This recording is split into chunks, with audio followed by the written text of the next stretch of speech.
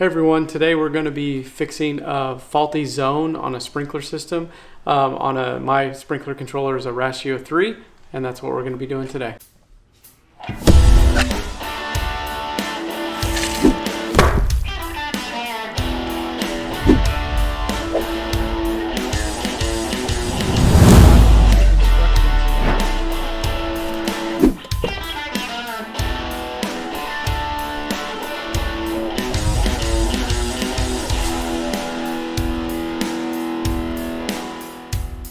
As you can see, got a good start on No Shave November. But today we're actually here, we're gonna fix a faulty zone on a sprinkler system that I have a Rachio 3, and so I wanna show you the error that I'm getting on my phone.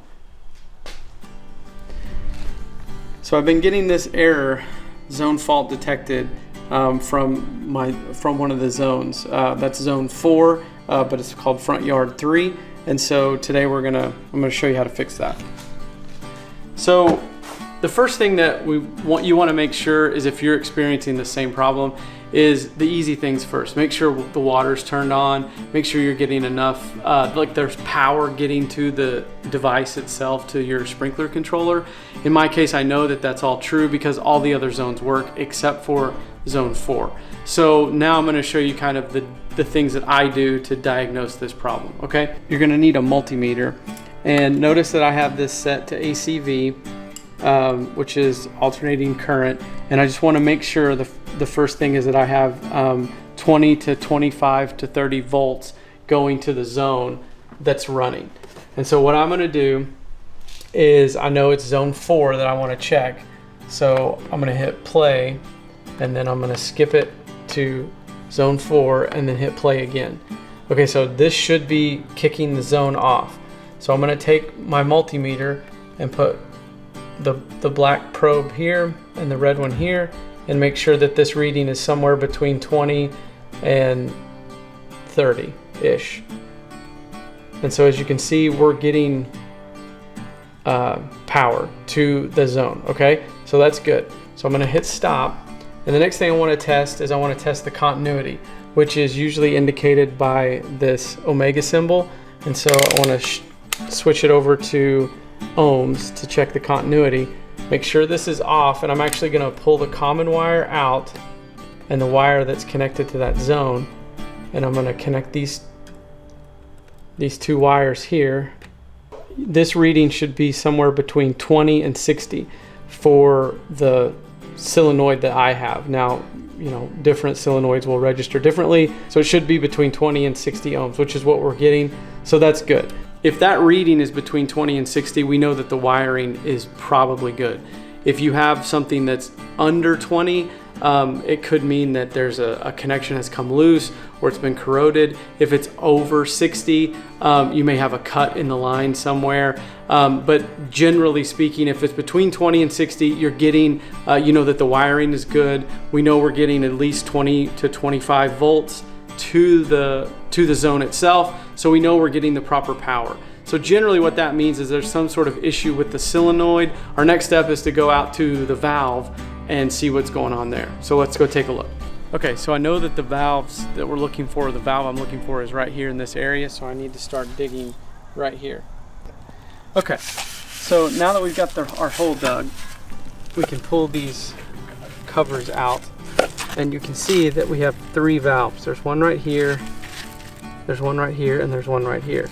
And so this is the valve the valve for zone 4. And so this is the solenoid that we need to check things on. So if we follow these wires, we're going to clean up these connections and reconnect it here and see if that fixes our problem. So let's do that. Okay, so the first thing I'm going to do, if you remember, see this wire is blue. Zone 4 had a blue wire at the controller, so that's how we know what we're connected to. And then this wire is going to the solenoid. So we're going to cut these wires and we're going to strip them and reconnect them, and we're going to try the zone again.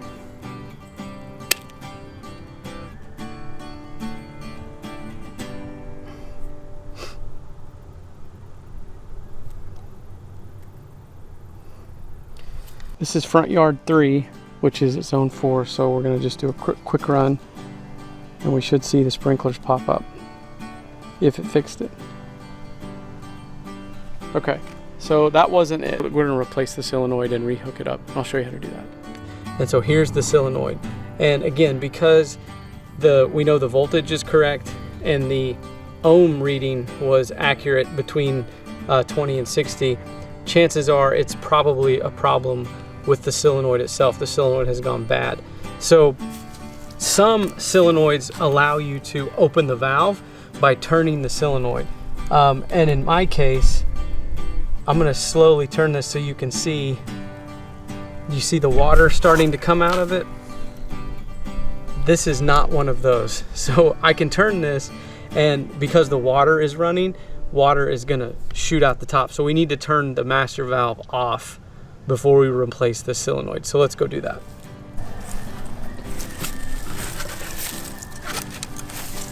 All right, so we just want to turn this off. Okay, that's off. All right, so now I'm going to disconnect these wires coming from this solenoid.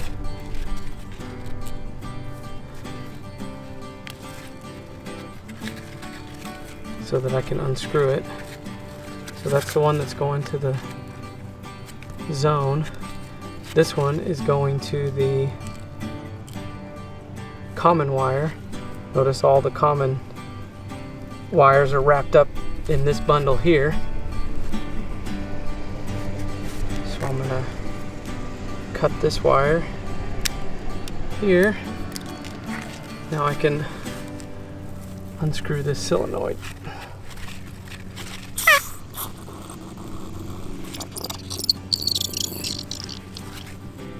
Okay.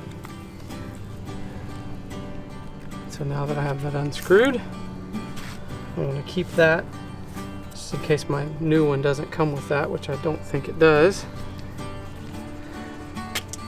Oh, I lied, it does. So notice this looks just like that one. The spring and the stopper go in just like that. So we're going to set that in. Make sure there's no mud or anything as best you can down in here. That would keep that from. So we're going to set that down in there just like that.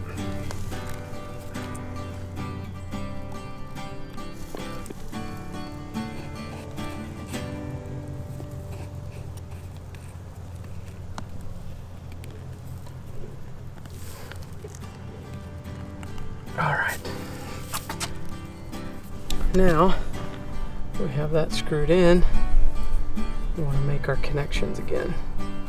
And it doesn't matter which one you connect to the common and which one you connect to the zone. So let's go ahead and connect the zone wire.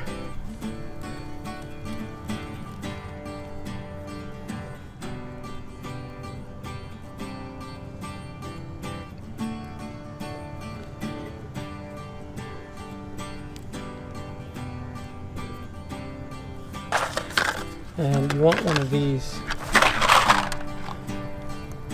waterproof connectors. And the reason that they're waterproof is they have silicone in there to keep the water out. So we're going to put this one on there. Okay.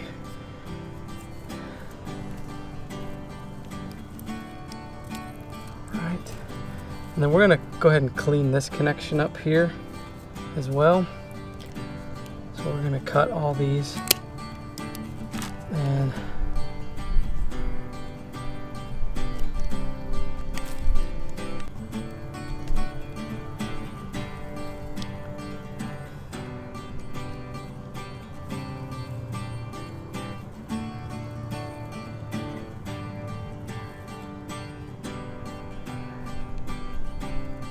one more somewhere. Oh, there it is.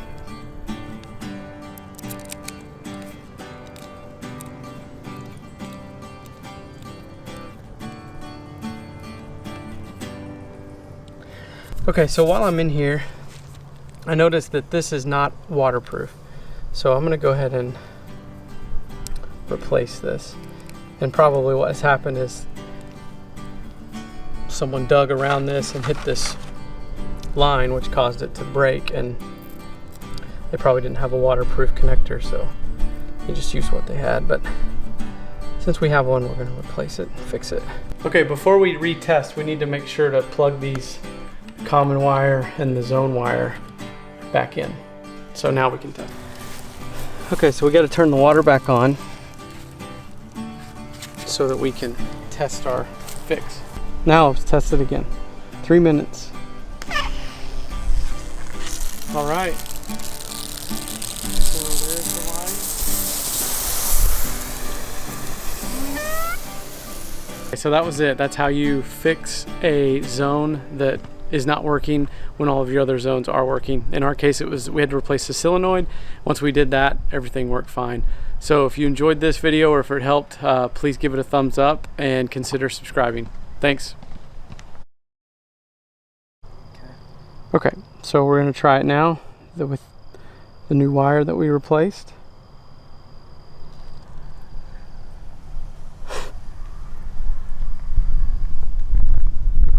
And it still isn't working. Okay, so let's do a quick run zone.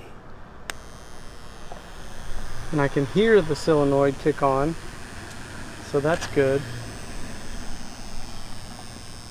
Oh, but there's no water. Remember, we turned the water off.